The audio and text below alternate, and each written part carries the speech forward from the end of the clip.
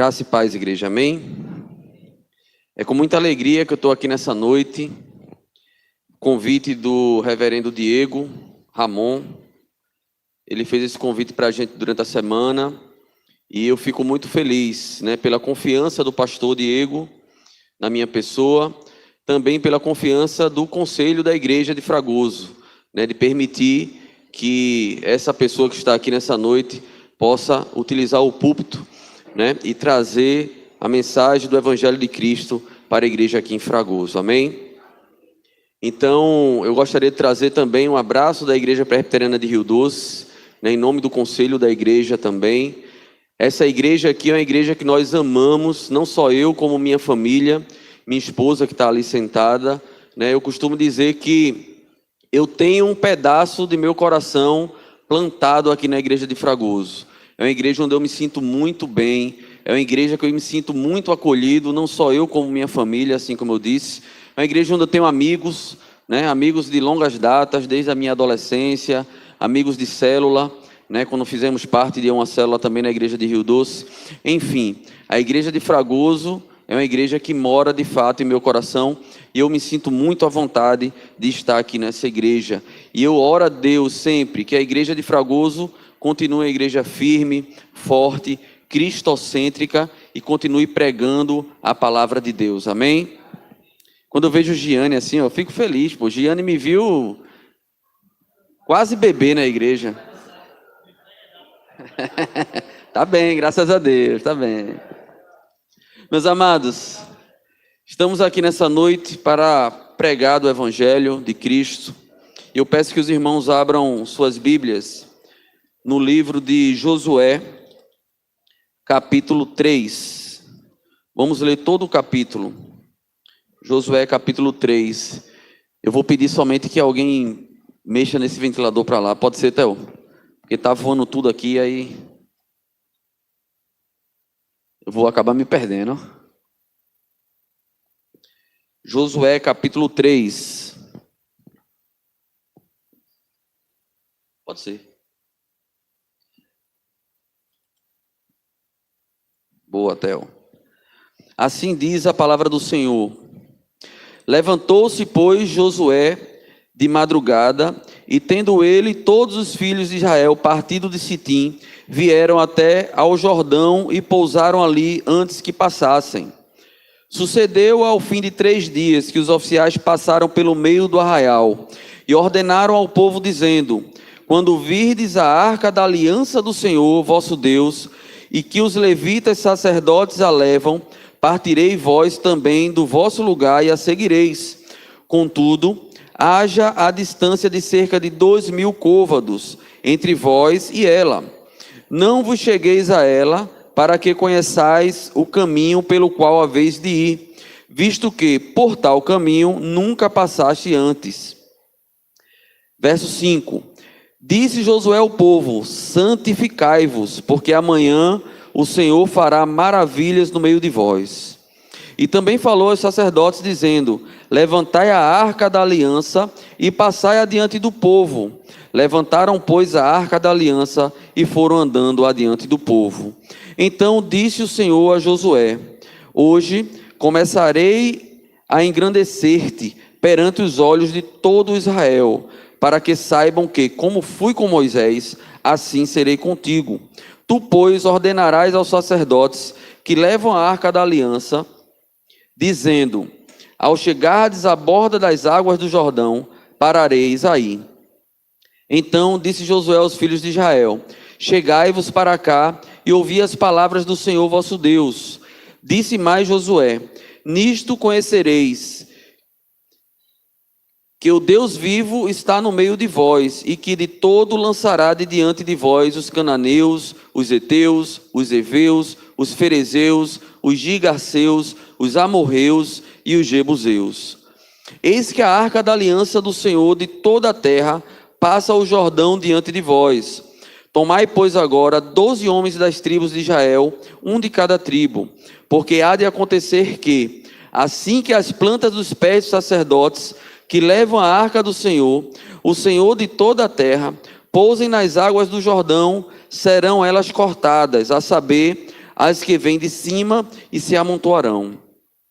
Tendo partido o povo das suas tendas para passar o Jordão, levando os sacerdotes a arca da aliança diante do povo, e quando os que levavam a arca chegaram até o Jordão, e os seus pés se molharam na borda das águas, porque o Jordão transbordava sobre todas as suas ribanceiras, todos os dias da cega. Pararam-se as águas que vinham de cima, levantaram-se num montão, muito longe da cidade de Adã, que fica ao lado de Sartã. E as que desciam ao mar da Arabá, que é o mar salgado, foram de todo cortadas. Então passou o povo de fronte de Jericó. Porém, os sacerdotes que levavam a arca da aliança do Senhor pararam firmes no meio do Jordão, e todo o Israel passou a pé enxuto. Feche seus olhos nesse momento. Vamos orar. Santo Deus e eterno Pai, muito obrigado, Senhor, por esse momento de estarmos aqui para trazer a Tua palavra para a Igreja Presbiteriana em Fragoso, ó Pai. Pai, em nome de Jesus, te pedimos que o Teu Espírito Santo fale através de nós. Assim como o Senhor nos ensinou, assim como o Senhor falou ao nosso coração, eu peço, ó Pai, que o Senhor também trabalhe no coração de cada um que está aqui nessa noite, de cada um que está assistindo também em sua casa, ó Pai. Que não seja o presbítero Eusebi que fale, e sim o Teu Espírito Santo. Que eu seja apenas um instrumento Teu, ó Pai. É assim que nós choramos em nome de Jesus. Amém. Meus amados, o tema da nossa mensagem hoje é como atravessar o Jordão de cada dia. Como atravessar o Jordão de cada dia. O livro de Josué, esse livro que nós lemos, o capítulo 3, ele faz parte dos livros históricos do Antigo Testamento, que vai de Josué até Esté, num total de 12 livros. Os livros históricos, eles relatam os acontecimentos do povo de Israel a partir da conquista de Canaã, sob o comando de Josué, passando pelos reinos divididos entre Israel e Judá, e pela queda dos dois reinos, sob o governo da Síria e da Babilônia, chegando até a restauração de Judá do exílio do século 6 a.C. Cada um dos 12 livros narra eventos importantes no relacionamento de Deus com o povo da aliança, que era o povo de Israel. Não se tem uma certeza de quem teria escrito o livro de Josué. Alguns historiadores dizem que foi o próprio Josué, exceto os 5 últimos versículos que descrevem justamente a morte de Josué. Então não tinha como ele escrever sobre a sua morte, né? E outros historiadores dizem que pode ter sido alguém muito depois do retorno dos judeus do exílio babilônico. O principal tema teológico desse livro de Josué é a promessa divina de dar a terra de Canaã aos descendentes de Abraão, que era justamente o povo de Israel. Essa promessa foi feita por Deus a Abraão ainda em Gênesis, o primeiro livro da Bíblia. Gênesis 12:7 tem lá um recorte do texto que diz: darei à tua descendência esta terra. Ou seja, já era uma promessa que Deus tinha feito a Abraão desde Gênesis, desde o início. E este terceiro capítulo de Josué, ele é muito conhecido, pois fala justamente da travessia do Rio Jordão pelos israelitas, quando eles entraram na terra prometida, ou seja, foi a porta de entrada do povo de Israel para a sua terra prometida. E para melhor entendimento do texto, a gente vai discorrer um pouco sobre esses versículos, do 1 ao 17, certo? O versículo 1, ele vai falar justamente da mudança do acampamento. Se você for ver aí na sua Bíblia, você vai entender o que eu estou falando. Josué provavelmente ele estava mostrando ao povo o obstáculo que eles teriam que transpor. Vejam que eles estavam em um local, eles estavam em Sitim e foram até a borda do Jordão e ali eles repousaram, eles acamparam ali. Josué, ele estava sendo direcionado pelo Senhor e ele estava querendo mostrar para o povo de Israel aquele grande obstáculo que eles teriam que transpor, que eles teriam que atravessar. O Rio Jordão naquela época, meus irmãos, naquela época do ano, ele era intransponível do ponto de vista humano. Era a época de colheita e o rio estava transbordando. Ele não dava aval, ou seja, ele não havia nenhum ponto que você poderia passar por águas rasas nessa época do ano, na época da colheita.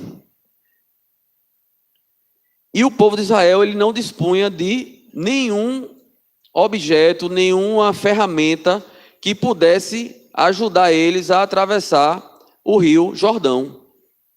Ou seja, o povo de Israel caminhou quantos anos no deserto? 40 anos no deserto. Todo aquele povo que veio sair do Egito com Moisés, liderado por Moisés, né? Na exceção de Josué e Calebe, todos os outros morreram. Então toda aquela geração ficou para trás. Então a nova geração foi formada durante essa passagem dos 40 anos do deserto. Então o povo de Israel, ele não tinha muito conhecimento de guerra, eles não tinham muito conhecimento bélico, ele não tinha muito conhecimento em relação a até construir alguns objetos que eles pudessem transpor aquele rio, como alguns barcos, ou construir uma ponte. Ou seja, eles viram que aquele rio, naquele momento, era um obstáculo, humanamente falando, intransponível para eles. Ou seja, além de ser um grande obstáculo natural, o Jordão representava para o povo de Israel um desafio espiritual, porque marcava o limite entre o passado, que foi a escravidão, o Egito e os 40 anos no deserto, e o futuro, que era a liberdade e o descanso prometido por Deus. Josué, realizando a mudança do acampamento de Sitim até a borda do Jordão, provavelmente ele queria trazer para o povo essa reflexão, para que o povo conseguisse parar ali naquele momento e refletir o que tinha acontecido com eles e o que iria acontecer dali para frente. Ou seja, a escravidão do Egito, os 40 anos do deserto, e agora eles estavam na porta de chegar na terra prometida, no descanso prometido, na liberdade prometida pelo Senhor. Esse é apenas o versículo 1. Do verso 2 ao verso 6, ele vai falar sobre os preparativos para a travessia do Jordão. Nessa parte do texto, Israel recebe 3 instruções antes de atravessar o rio. Veja que interessante. Josué, ele trouxe 3 instruções para o povo naquele momento. A primeira delas, Josué orientou o povo a seguir a Arca da Aliança. A arca, ela se tratava de um baú de madeira coberto de ouro, com 2 querubins talhados em ouro, que simbolizava a presença de Deus. Dentro dela estavam as tábuas da lei e mais alguns objetos que simbolizavam a aliança de Deus com a nação israelita. Ou seja, a arca era um símbolo não só da presença de Deus, mas também da aliança que Deus tinha com o seu povo. E na primeira instrução, Josué orientou o povo a seguir a arca da aliança, a seguir a presença de Deus, a seguir justamente o que Deus queria para a vida do povo de Israel. Todos deveriam seguir a arca, prestando atenção no momento que ela fosse levantada e entrasse no rio. Deveriam ainda manter uma distância de 2.000 côvados, que dá mais ou menos 1 quilômetro, para que ficasse bastante clara a presença da arca à frente de todo o povo. Ou seja, como o povo de Israel era muito grande, né, estudos dizem que era cerca de 1 milhão de pessoas, se a arca ficasse no meio do povo, muitas pessoas não iriam conseguir visualizar a arca. E a ordem de Josué era justamente para que o povo seguisse a arca. Então a arca ela tinha que ficar numa distância razoável para que o povo conseguisse enxergar a arca e que eles pudessem assim seguir a arca da aliança, né? 1 quilômetro dá como daqui, eu acho que mais ou menos já no Morada ali, né? Já na entrada ali na subida da Avenida das Graças, né? Pronto, então era mais ou menos essa distância que a arca tinha ficado o povo, para que o povo pudesse assim observá-la. Com isso, Josué estava querendo dizer que era Deus quem iria abrir o rio, indo adiante do povo e lhes dando a vitória. Tudo isso baseado naquela aliança feita a Abraão em Gênesis 12:7. Darei à tua descendência esta terra. essa primeira instrução aponta para o seguinte princípio: a nossa vitória vem de Deus e temos que segui-lo.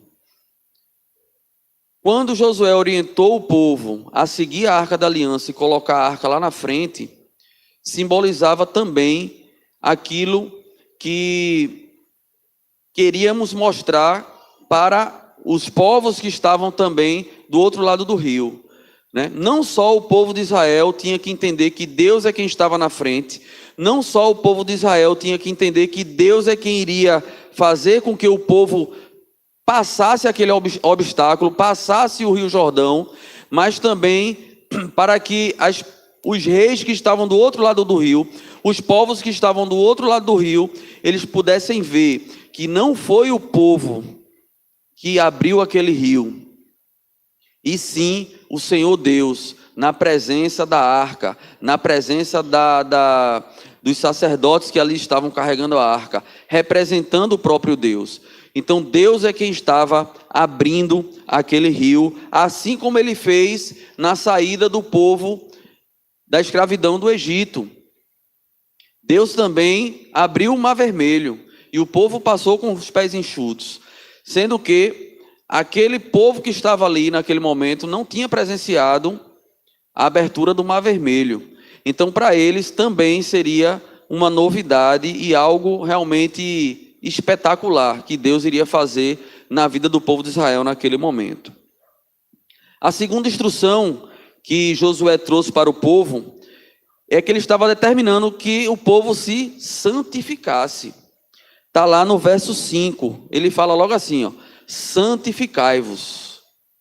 Então Josué pediu para o povo, ordenou para o povo que o povo aproveitasse aquele momento ali, antes da entrada da passagem do Rio Jordão, aproveitasse aquele momento para se santificar. Significava que eles deveriam deixar todos os ídolos que porventura ainda restassem e passar a noite em reflexão e em comunhão com Deus e com suas famílias, em preparação para o grande evento que ocorreria no dia seguinte.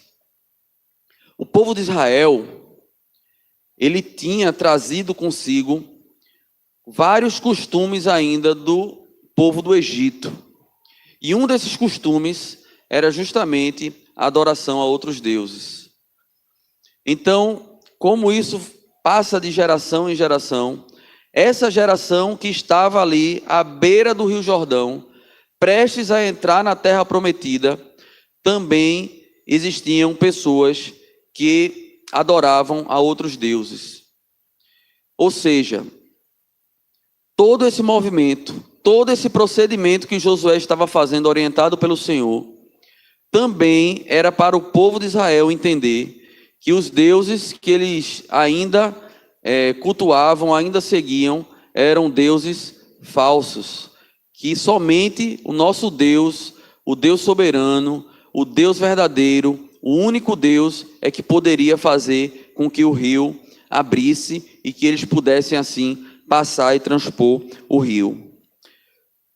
Josué disse o seguinte: santificai-vos, porque amanhã o Senhor fará maravilhas no meio de vós. Deus lhe daria no dia seguinte uma grande vitória e mostraria o seu grande poder, mas deveria ficar bem claro que era Deus que estava fazendo aquilo, porque Deus não divide a sua glória com ninguém, porque Ele é Deus. A terceira instrução que Josué trouxe foi para os sacerdotes. Ele instruiu os sacerdotes determinando que eles fossem os encarregados de direcionar a caravana. Só os sacerdotes podiam transportar a arca. Isso deveria ser feito de maneira especial. A arca deveria se deslocar apoiada nas costas dos levitas, pois ela tinha 2 varais colocados em argolas. Assim a arca poderia ser transportada, mas apenas os sacerdotes poderiam tocá-las, pois a arca simbolizava, como a gente já falou aqui, a presença de Deus, e os sacerdotes simbolizavam a necessidade de um mediador. O povo não podia chegar à presença de Deus sem o ministério dos sacerdotes.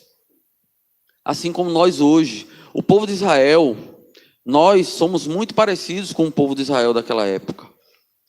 O povo de Israel, que era a própria igreja de Cristo, é a mesma coisa de nós nos dias de hoje, nos dias atuais, né? Nós temos Jesus Cristo como o único mediador entre Deus e os homens.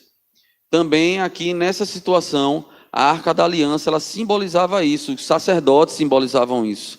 Eles eram o mediador entre o povo e a presença de Deus. Hoje nós temos Jesus como nosso mediador, como o único mediador. Então não existe esse negócio de dizer que santo A, santo B, santo C pode mediar alguma coisa para a gente chegar a Deus. Não. O único mediador entre Deus e os homens é Jesus de Nazaré. Então essa foi a terceira instrução que Josué trouxe para o povo naquele momento. Resumindo, essas três instruções de Josué nos preparativos da travessia foram: seguir a arca, se santificar para a grande vitória de Deus e seguir as orientações dos sacerdotes, dos levitas. Os versículos 7 e 8 falam o seguinte: que Deus aparece a Josué e o confirma como general dos seus exércitos.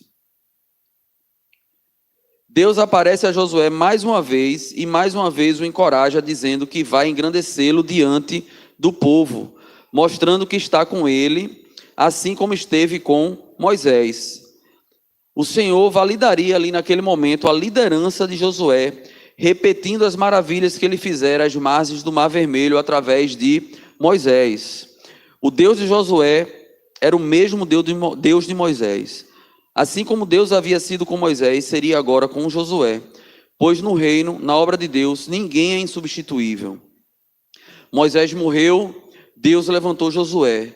Josué morreu, Deus levantou outros líderes, e assim continuará até a volta de Jesus Cristo. Líderes para a obra do Senhor, Ele mesmo levanta. Deus, como Ele foi com o povo de Israel naquela época, Ele continua sendo com sua igreja, Ele continua sendo com seu povo eleito, Ele continua sendo conosco nos dias de hoje. Lá na igreja, eu faço parte do grupo de louvor de Maurício, e certa feita, um violonista que tocava conosco, ele teve que sair da igreja. Ele optou por deixar a igreja e ir para outra congregação. E nós ficamos sem uma pessoa para tocar violão. E a gente ficou naquela: e agora? Quem poderá nos defender? Não, ele disse assim, a gente ficou naquela: e agora? Como é que vai ser? Que era o menino que pegava as músicas com o Maurício, porque Maurício ele gosta de compor, e se juntava com ele, e tirava as músicas, depois passava para a gente, enfim. Ficou aquela dúvida.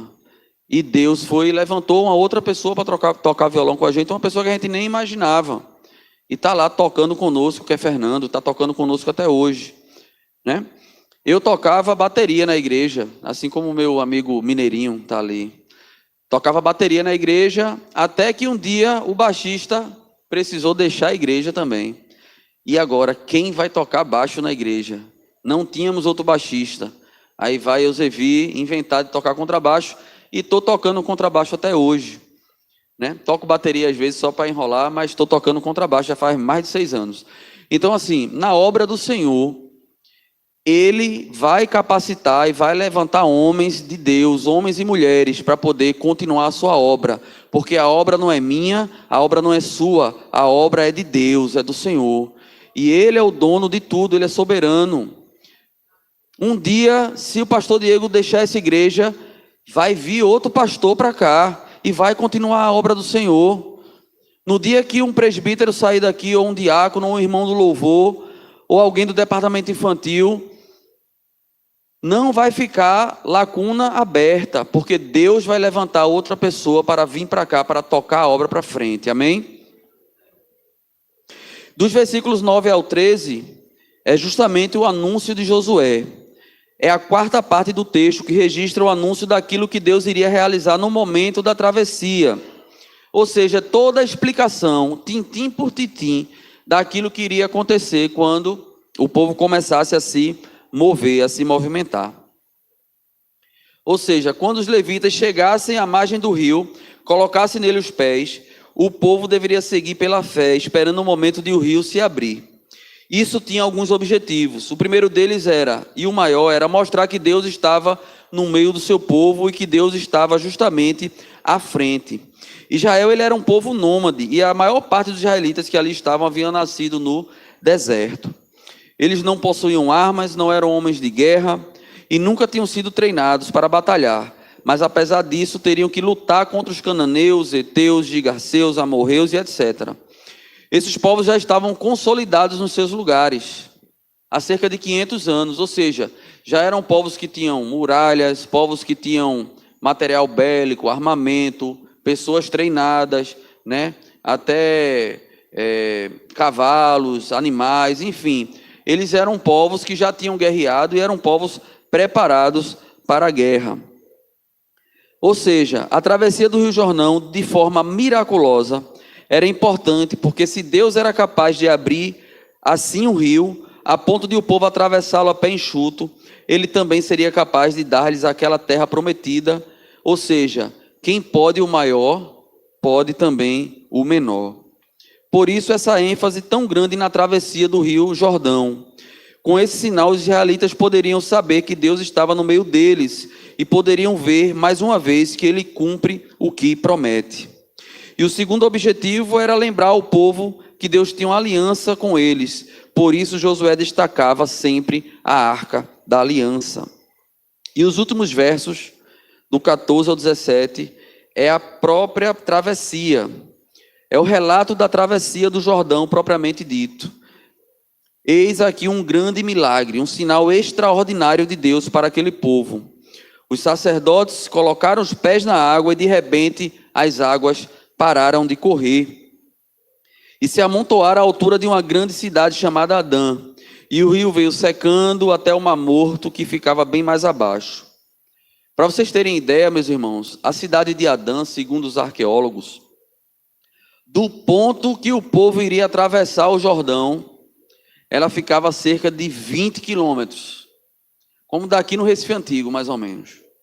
Ou seja, as águas elas começaram a recuar para a esquerda, digamos assim, né, se amontoar até a cidade de Adã, ou seja, até mais ou menos 20 quilômetros. E depois ela foi secando, escorrendo até o Mar Morto.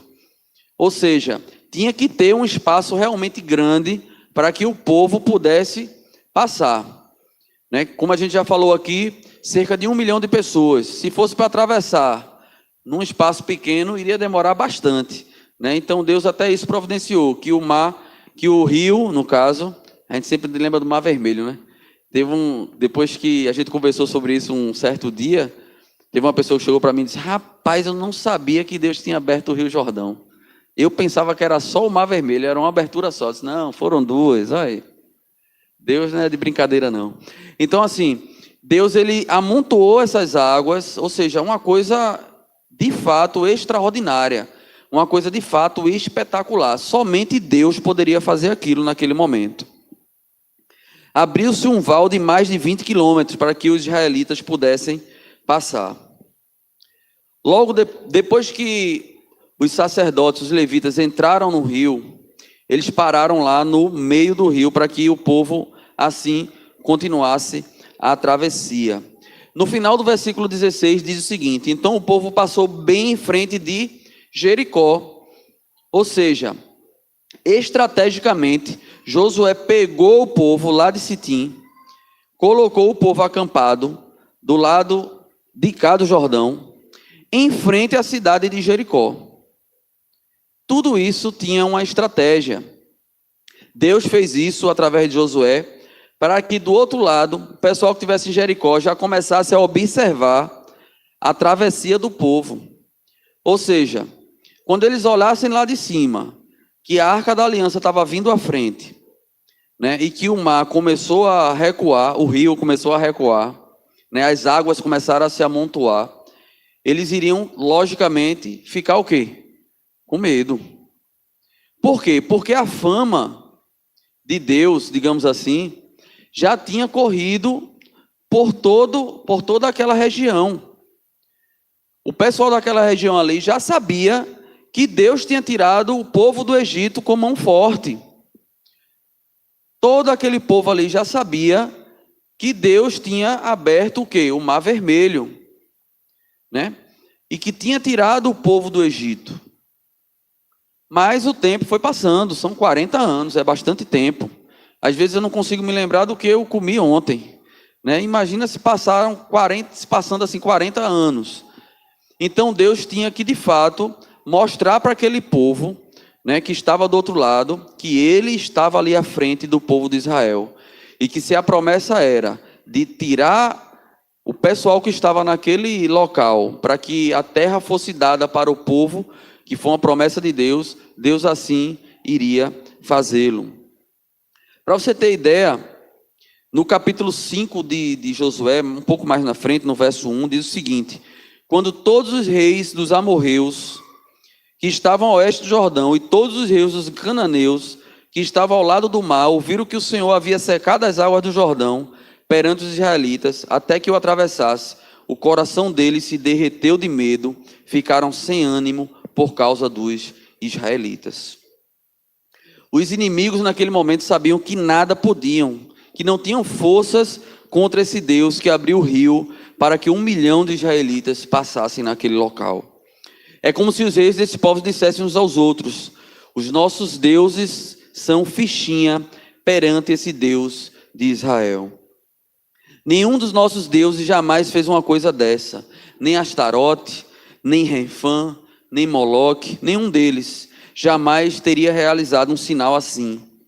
Ou seja, no coração deles eles estavam perguntando: como é que vamos poder resistir ao povo que tem um Deus como esse? Toda essa narrativa do capítulo 3 é mais do que uma história para nós, pois dela podemos aprender várias lições. Deus é o mesmo ontem, hoje e eternamente, e pode abrir ao meio qualquer rio para que o seu povo passe sem molhar os pés. Há um sentido então em que esse texto é histórico e mostra que Deus haverá de cumprir suas promessas, mas há também um sentido em que o texto serve para trazer princípios para a nossa vida. Primeiramente porque é o mesmo Deus, depois porque é a mesma aliança que Deus fez com o povo de Israel, Ele também tem conosco.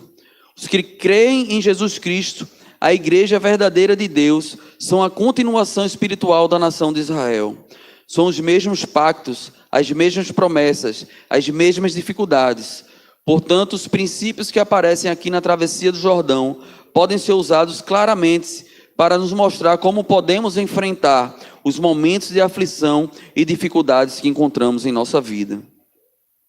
Assim sendo, meus irmãos, separamos 3 lições para trazermos à nossa igreja nessa noite, para a nossa igreja nos dias atuais.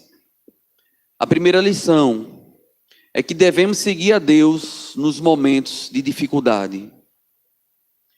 Como vimos, Josué chamou a atenção do povo dizendo: vocês vão seguir a arca mantendo uma distância para que ela fique bem visível. Quando a arca atravessar o rio, vocês atravessam atrás. Isso nos ensina algumas coisas. Primeiro, que Deus tem uma aliança conosco, como já foi dito, em que Ele promete nos proteger, nos guardar, nos abençoar e nos dar a vida eterna. A única condição é que creiamos no Seu Filho, Jesus Cristo, e vivamos neste mundo para a Sua glória.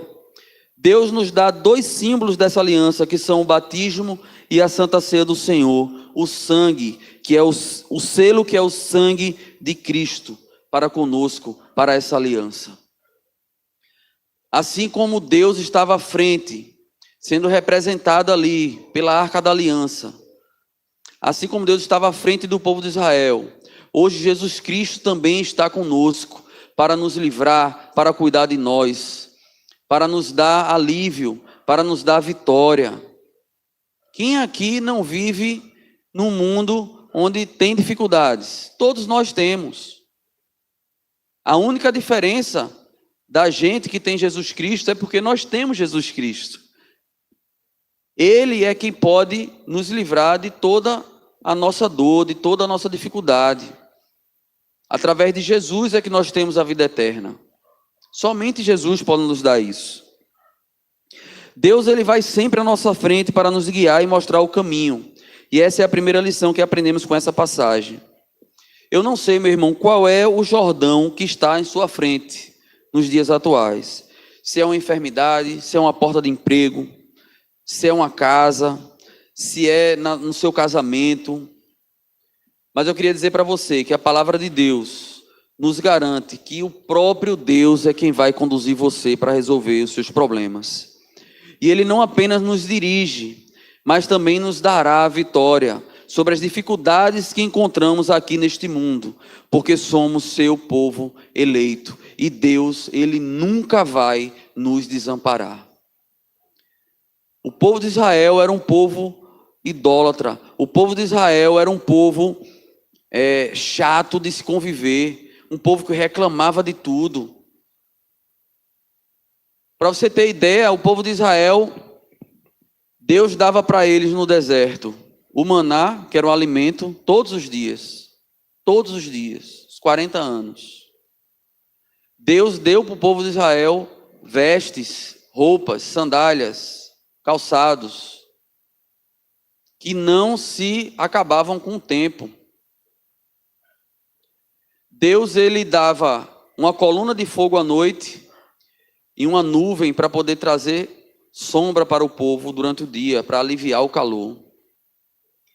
Mesmo assim, o povo de Israel era um povo que murmurava, que reclamava, e às vezes abria a boca para dizer que preferia voltar para onde? Para o Egito, para viver na escravidão.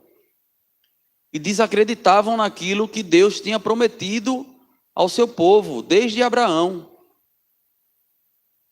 Assim também somos nós. Deus, ele deu para o povo roupa para vestir naquela época. E eu não estou vendo ninguém aqui despido. Todo mundo aqui está vestido. Está calçado. Antes de entrarmos aqui para o culto, tivemos um banquete aí. Está todo mundo alimentado.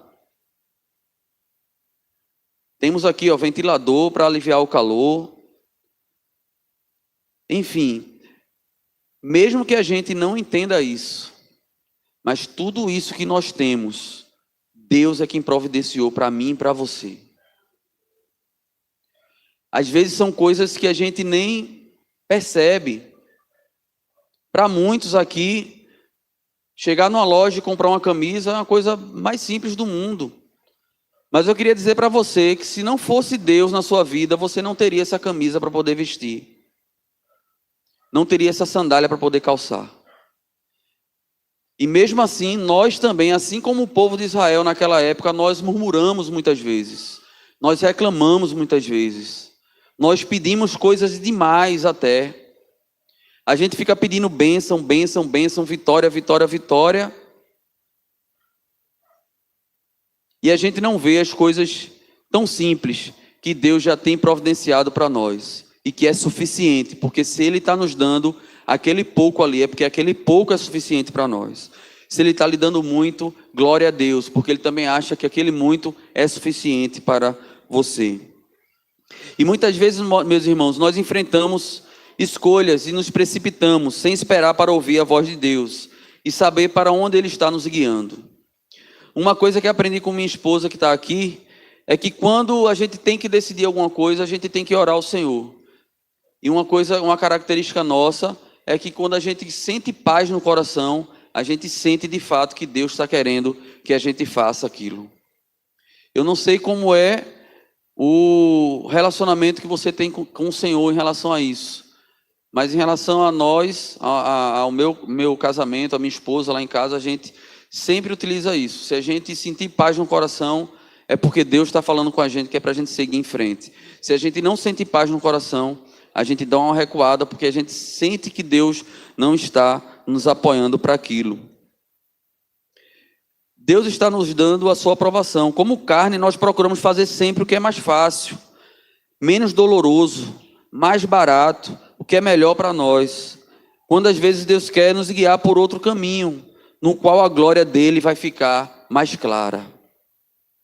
Então, meu irmão, se você tem uma coisa na sua cabeça, você quer fazer, eu quero isso aqui, eu quero comprar essa bicicleta aqui, top das galáxias. Tem bicicleta hoje aí de 15 mil, 20 mil reais, eu quero essa. Mas possa ser que Deus queira lhe dar uma bicicleta de 500 reais.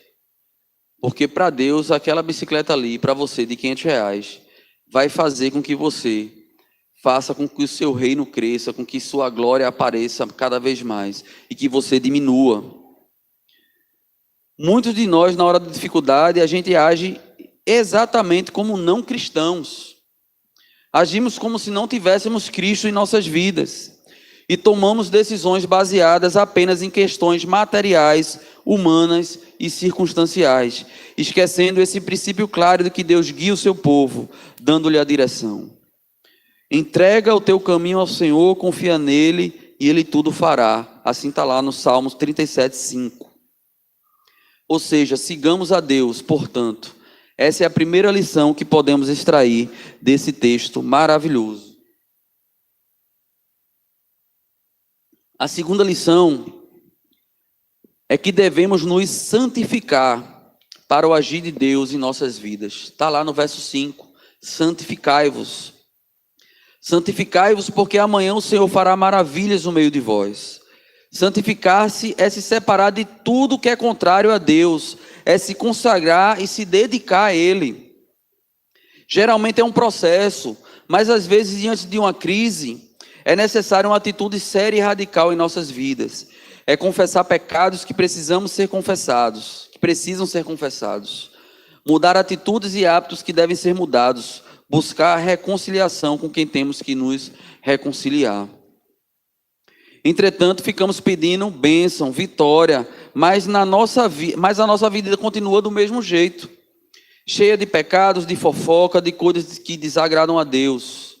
Se desejarmos possuir a terra, assim como o povo de Israel desejava, primeiro é preciso que a gente se santifique e que Deus nos possua. Devemos nos santificar não só quando tudo vai mal, mas também quando as coisas parecem favoráveis para nós. Assim como a gente viu, como a gente comentou aqui no capítulo 5 de Josué, esse capítulo é um exemplo disso. Para você ter ideia, quando o povo de Israel passou o rio, né, como a gente já narrou aqui, os reis que estavam do outro lado, eles viram tudo isso acontecer. E ali seria o melhor momento, eu pelo menos não vi um momento melhor do que esse, do povo já entrar com tudo, seguir em frente e começar a guerrear. Por quê? Como a gente já falou, o povo de Israel ele não tinha conhecimento de guerra, de combate. Os outros povos tinham, mas eles estavam com medo. Então o povo de Israel, quando passou, que eles olharam, que ficaram com medo, com o coração realmente já derrotado, então era o melhor momento, chegar e avançar, e começar a guerrear. Mas sabe o que Josué fez? Josué, orientado por Deus, ele parou o povo, depois que o povo atravessou, e disse: agora a gente vai circuncidar o povo. A gente vai depois celebrar a Páscoa, para assim a gente estar preparado espiritualmente para poder seguir em frente nas batalhas. Ou seja, mesmo quando tudo parecer favorável para você, você tem que parar e se santificar. Você tem que parar e buscar a Deus, porque é isso que importa. A nossa guerra hoje não é uma guerra somente contra a carne ou sangue, mas a nossa guerra, ela é contra os principados e potestades do reino espiritual. Então, se a gente não estiver preparado para isso, se a gente não tiver com nossa leitura bíblica em dia, se a gente não tiver com a comunhão com Deus, com oração, se a gente não tiver com a comunhão realmente firme, com os pés fincados ali na rocha que é Jesus Cristo, até quando parecer favorável para você, certamente você não vencerá. Em meio às dificuldades, nós temos que nos santificar. E também na bonança, nós também temos que nos santificar. Para que nós possamos cada vez mais estar perto do nosso Deus. Cada vez mais perto do Senhor, mais longe nós estaremos do pecado. Para você ter ideia, a circuncisão e a Páscoa naquela época eram os símbolos da aliança com Deus. A primeira representava a remoção da dureza do coração do povo. E a segunda representava a libertação da escravidão, uma nova vida, a libertação através do sangue do Messias que ainda haveria de vir. E Josué gastou tempo com essa preparação espiritual. Ou seja, o povo que estava do outro lado, eles estavam com medo, o povo de Israel não avançou, ou seja, eles ainda tiveram tempo para se preparar mais um pouco, para poder guerrear contra o povo de Israel. Mas o povo de Israel, ele estava com Deus. Então Josué, ele gastou tempo com essa parte, com essa preparação espiritual. Coisa que muitas vezes a gente gasta tempo com procedimentos terrenos e pouco tempo no preparo espiritual, que é o que realmente importa na batalha que nós lutamos contra a carne, contra o sangue. Deus, ele tem prazer em abençoar um povo santo, formado por pessoas que se arrependem, que estão dispostas a mudar e a transformar o seu procedimento e dizer: eu quero viver para a tua glória, Senhor Deus. E em terceiro e último lugar, meus irmãos, devemos fazer a nossa parte, agindo e decidindo. Devemos fazer a nossa parte, agindo e decidindo. Deus, ele abriu o rio, mas o povo teve que o quê? Atravessá-lo. Deus, ele fez a parte dele, que era a parte impossível, que o homem não podia fazer, nenhum sequer. Nem nos tempos de hoje. Ninguém teria o poder de abrir o Rio Jordão, assim como Deus o fez. A tecnologia hoje nos dá várias opções, fazer uma ponte de, 50 quilômetros, enfim, né? A engenharia nos proporciona isso. Mas abrir o rio como Deus abriu, ninguém até hoje vai poder conseguir abrir, nem até hoje, nem no futuro. Deus abriu o rio, mas o povo, ele teve que entrar e passar. Às vezes nós ficamos numa inércia espiritual. Muitas vezes as oportunidades estão ali diante de nós. Quando Deus abre o rio, devemos atravessar. Muitas vezes a gente está pedindo um varão ou uma varoa, aí Deus manda ali, ó. Aí o camarada diz: ih, rapaz, essa menina aí não dá para mim não. Eu queria uma menina assim, assada, mas Deus está mandando. Deus está mandando. Aí depois fica para titio aí, ninguém sabe por que foi. Né? Da mesma forma a varoa, que é um varão alto, bonito, forte, feito Theo assim. Né? Mas aí Deus vai e manda deixa eu ver aqui, cadê Anderson? Saiu, ó. Manda um Anderson que é completamente diferente de Theo.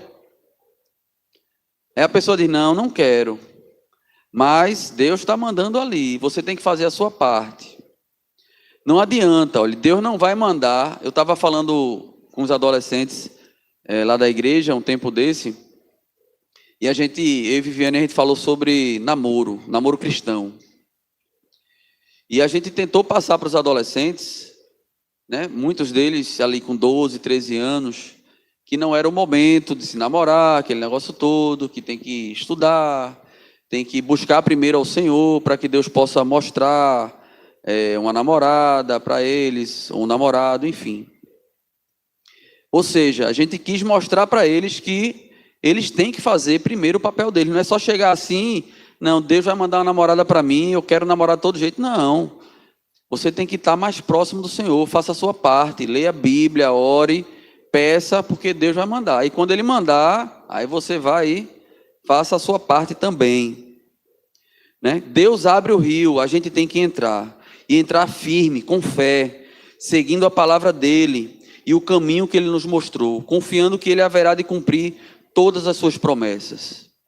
Tem uma história que eu não sei contar bem ela, mas eu vou arriscar aqui. Né? Teve uma enchente e um rapaz ficou lá em cima da casa.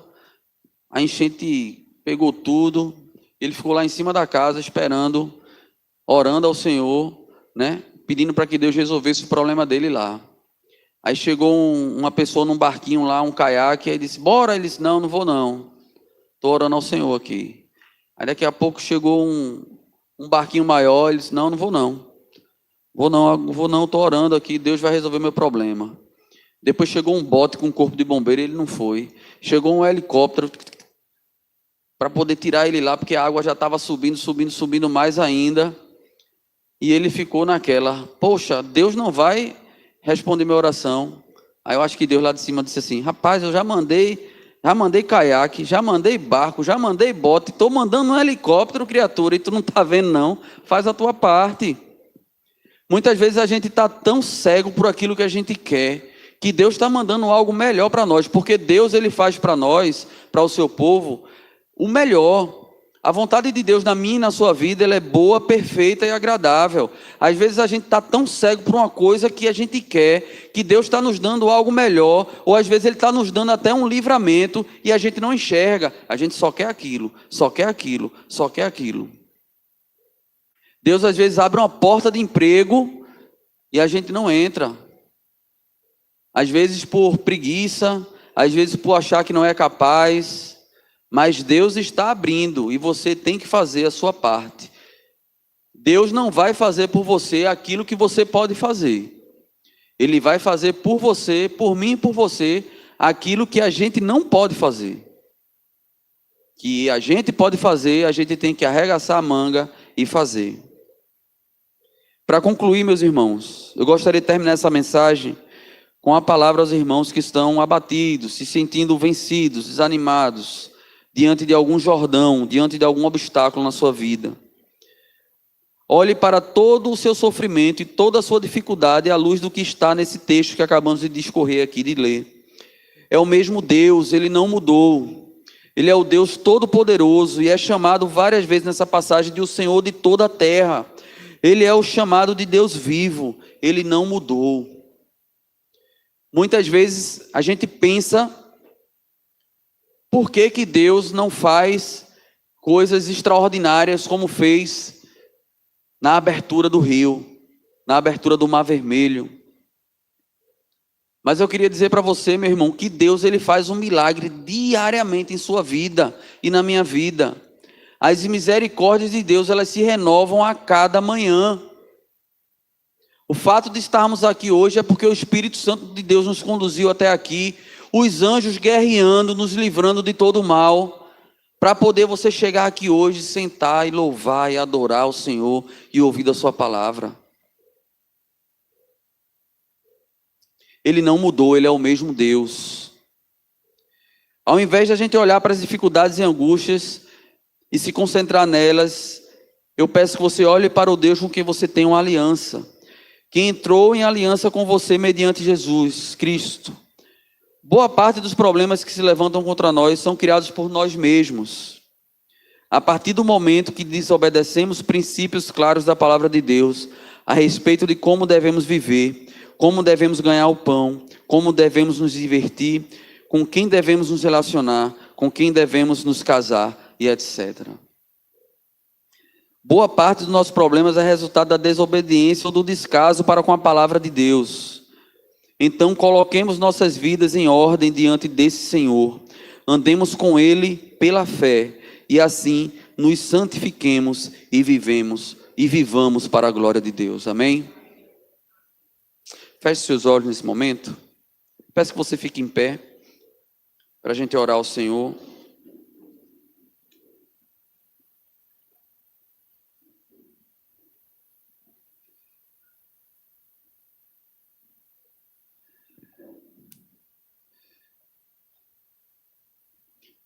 Oremos. Santo Deus e eterno Pai, muito obrigado, Senhor, por estarmos aqui nessa noite, te louvando, te adorando, te buscando e ouvindo mais a tua palavra, ó Pai. Pai, que teu Espírito Santo, que mora em nós, ele possa nos incomodar, ó Senhor, para que durante a semana nós possamos continuar em comunhão contigo, ó Pai.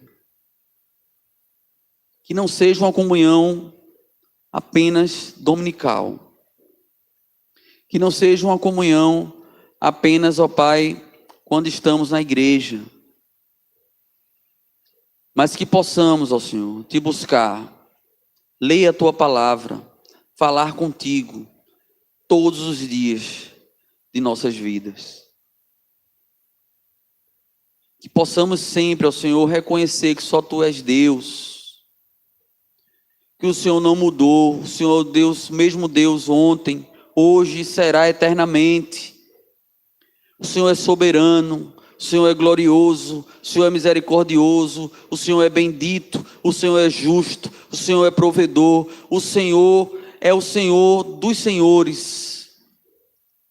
Nós te louvamos, ó Pai, porque o Senhor enviou teu Filho amado Jesus Cristo para morrer por nós, pecadores.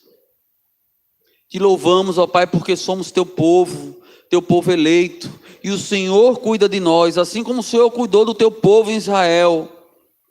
O Senhor cuida de nós, o Senhor nos dá vestes, o Senhor nos dá pão, o Senhor nos dá saúde, o Senhor nos dá emprego, o Senhor nos dá família, o Senhor nos dá amigos, o Senhor nos dá irmãos, o Senhor nos dá tudo, ó Pai, sem Ti nada somos, nada teríamos.